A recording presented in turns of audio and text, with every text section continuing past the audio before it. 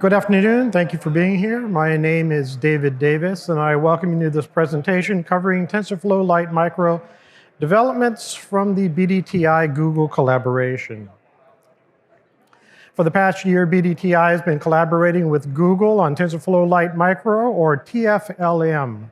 Today, I'm going to give a quick overview of TFLM and how it relates to TensorFlow and TensorFlow Lite. Then I'll cover BDTI contributions to TFLM.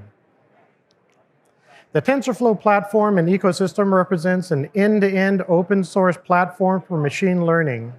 It contains a full set of flexible tools, libraries, data sets, and community resources, allowing researchers to push the state-of-the-art in machine learning.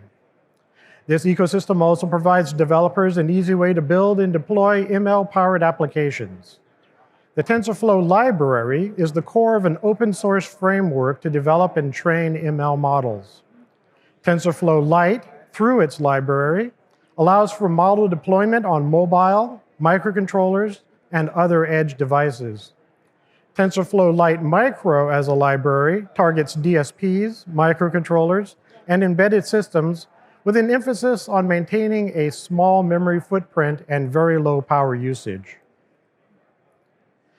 TFLM leverages the model optimization tools from the TensorFlow ecosystem and has additional embedded specific offline and online optimizations to reduce the memory footprint of both the model and the framework.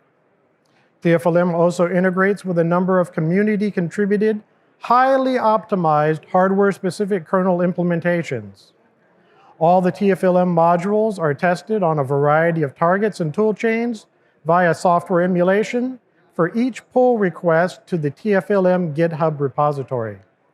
Additionally, TFLM is designed to be easily portable to various embedded targets, from those running a real-time operating system to bare metal code running on small microcontrollers and DSPs.